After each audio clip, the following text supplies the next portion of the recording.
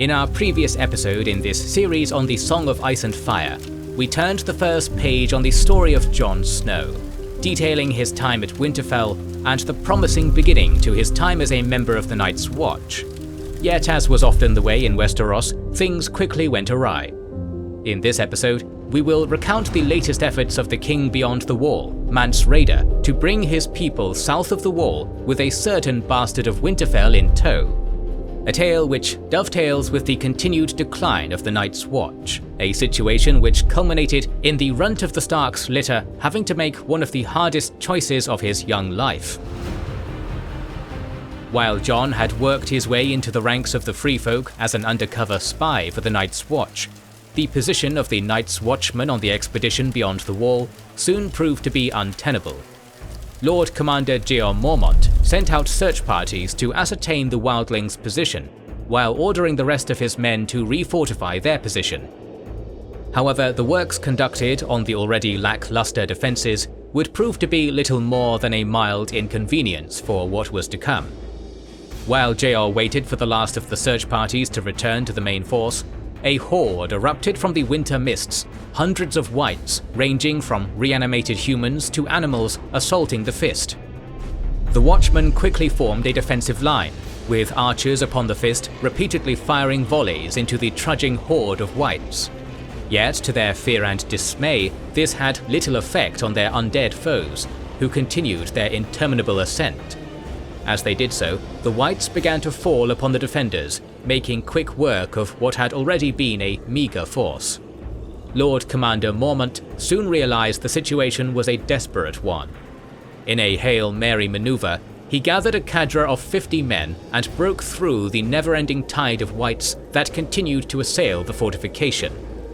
Having made their way out of danger for the time being, Jeor Mormont ordered a forced march to Craster's Keep, as the remaining 250 men of the Night's Watch were slaughtered at the Fist.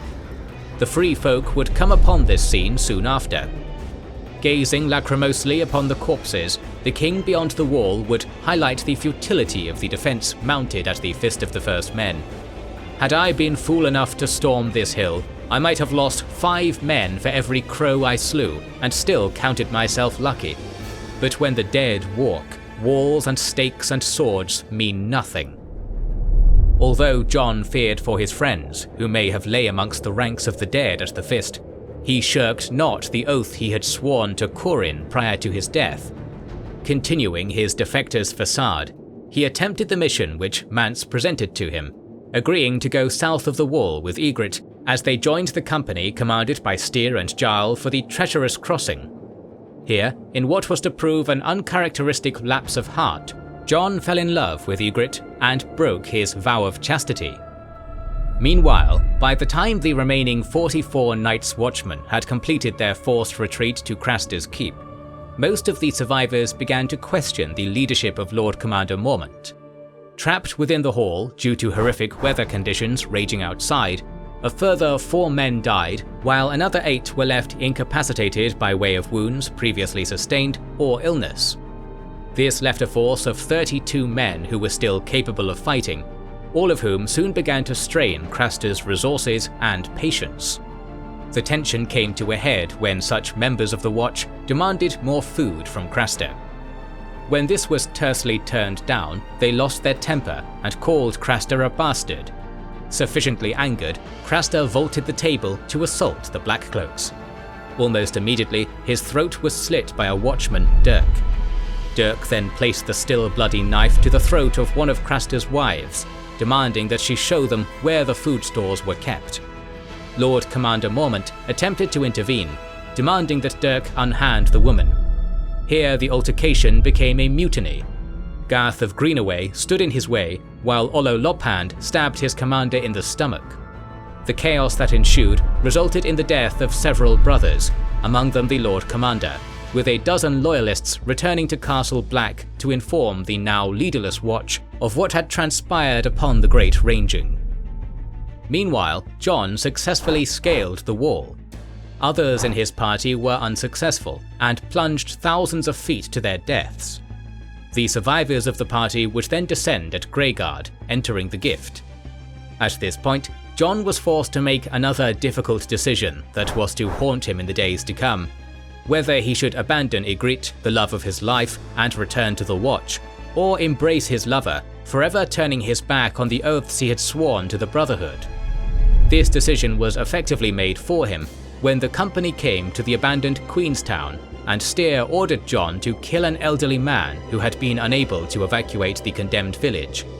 When Jon refused, Ygritte killed the man instead. Before the wildlings could turn on Jon, the direwolf Summer, commanded by Jon's half-brother Bran, attacked the group. This allowed Jon to escape on horseback.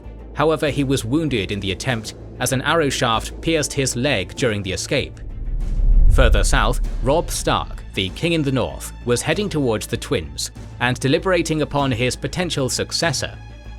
The king now believed his younger brothers Bran and Rickon to be dead due to the invasion of the Ironborn led by his former comrade Theon Greyjoy. Moreover, Arya was also believed to be dead, and Sansa was now wed to Tyrion Lannister. Therefore, to ensure the North did not fall under the dominion of the Lannisters, Robb was left with little choice but to decide upon his heir with the utmost haste. Dismissing the harsh objections of his mother Catelyn, he is believed to have legitimized his bastard brother Jon. This decision was apparently witnessed at Hag's Mire by Catelyn herself, Edmure Tully, Galbert Glover, Jason Mallister, Maggie Mormont, and Jon Umber prior to the events of the Red Wedding at the Twins. In the meantime, Jon Snow, mortally wounded and barely conscious, arrived at Molestown on the back of his ardent steed. From here, he was brought to Castle Black, where his injuries were tended to by Maester Aemon. Soon his health began to improve. Unfortunately for Jon, he woke up to the tragic news that his brothers were ostensibly dead due to the treachery of Theon Greyjoy. In spite of Jon's efforts to warn the men at Castle Black of Mance's plans, Lord Steward Bowen Marsh had taken the bait set for him and left with the remaining fighting men to pursue the diversionary force who had struck to the west. On paper, this left the old and senile Castellan, Sir Winton Stout, with the old, the sickly, and the greenest of recruits to defend Castle Black. In practice, the one-armed blacksmith Donal Noye effectively took command of the castle in Sir Stout's place. Moreover, Jon's warning was not entirely in vain, as Noye was now aware of the secondary group of raiders commanded by Styr, the Magnar of Thenn, who was ordered to attack Castle Black from the south. Donal quickly ordered the brothers available to him to retreat to the King's Tower, as the rest of the castle was not defensible from the south. He also offered refuge to the people of Molestown if they would be willing to aid in the defense. Despite Noye's best efforts, hundreds of Thenns quickly overwhelmed the defenders, pushing them from their positions before claiming the stairs from them. The Night's Watch was soon forced to retreat to the wall. However, unbeknownst to the Thenns, who believed that they had already carried the day, Noye had prepared for just such an eventuality.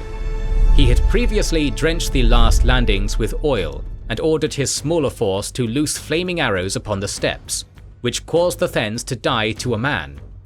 Among the dead was Ygritte, who passed away in Jon's arms, having been shot by a brother of the Night's Watch during the foray. Jon was left utterly heartbroken. However, there was little time left to wallow in such heartbreak, as Mance's main force would soon arrive outside the gates of Castle Black, and Donal Noye required all the capable men available to him. Mance initially camped his host half a mile north of the wall, which the Watch spotted during the dark of night. 2 sentries sounded their horns, alerting Noye to the danger, who ordered that barrels of burning pitch be fired from the wall by trebuchet to obtain a greater view of what forces were arrayed against him. A dozen jars of lamp oil were set ablaze by the Watch, which were shoved over the edge one by one to further add to the conflagration. Satin, a brother of the Watch, estimated the total size of the wildling host to be 100,000, which Jon Snow lowered to some 30 to 40,000, supplemented by hundreds of giants and mammoths. On the other side, the wall was defended by some 34 able-bodied brothers. Command of the wall was given to Jon when Donal realized that the Free Folk had no ladders capable of reaching the wall's summit. The one-armed blacksmith instead acknowledged that the battle would be decided at the gates of Castle Black. As a result, he took with him 2 archers and 2 spearmen in order to ensure the gate was held. Upon the wall, the defenders continued to let loose arrows at will, unable to properly aim due to the overall dark of night and distance from their targets. More effective was the hail of rocks thrown by the catapults. However, after a number of hours of this barrage, one of the trebuchets broke down. The wildlings were therefore able to avoid the places where the rocks were launched by the remaining trebuchet, rendering it ineffective as the battle continued blindly throughout the night. The Free Folk brought a ram towards the gate as the sun rose. The wildling forces were arrayed with some 100 mammoths mounted by giants at the center, with giants on foot at either side of this central portion of the line. The flanks comprised horsemen, archers, spearmen, slingers, and bone chariots on either side of the heavyweight center. Once within range, John ordered that the men upon the wall let loose continued volleys of arrows, while spiked steel caltrops were fired upon the attackers. This onslaught was continued until the giants carrying the ram were either dead or too wounded to carry on, with the remaining force routed by a combination of fire arrows and barrels of burning oil. Despite driving back most of the wildling host, the day was not a total victory for the defenders. The giants below had managed to break the outer studded oak gate, and Magmar Tundaweg, the chieftain of the giants, was able to crawl through and reach the iron gate. The 5 warriors of the Watch engaged in a desperate final stand with the giant, and in the end, all 6 were slain, sacrificing themselves to a man to bring down the king of the giants. John and 3 other members of the Watch, including Maester Aemon, subsequently entered the tunnel. However, in a turn of good fortune, they found that a slain mammoth now blocked the entrance to the damaged gate. John ordered that the secondary gate be blocked up with rubble ice and whatever debris could be found in short order. As he attempted to yield command to Sir Stout as the last remaining knight in the castle, Aemon informed him that Sir Stout was no longer able to fulfill such a role, and command had in fact passed to John. The battle would drag on for many days, with neither side capable of fully exhausting the other. However, this was not a stalemate, for the longer the conflict continued, the more likely it was for the wildlings to grasp victory. This was due to the fact that the Watch was already running low on supplies, having run out of oil and barrels of pitch, along with their stockpile of arrows. Word soon reached Castle Black of the victory at the Bridge of Skulls, where the greater force of men from Castle Black, led by Bowen Marsh, defeated a wildling force led by the Weeper at the gorge near Shadow Tower. John was now fully aware that no further aid from the Watch would be forthcoming, and when he called upon the people of Molestown to join in the defense, he discovered that the settlement had been abandoned. In the interim, the Free Folk had constructed a device which came to be known as the Turtle. It was described as a hull turned upside down and opened fore and aft, a long hall on wheels. The Turtle had a rounded top and 8 huge wheels, and beneath it was a stout wooden frame covered with numerous layers of raw mammoth skin atop sheepskin and pelts, in order to avoid it being set alight. The fire arrows which the Watch loosed upon it were therefore rendered redundant, and it was only due to the quick thinking of John that the defense held.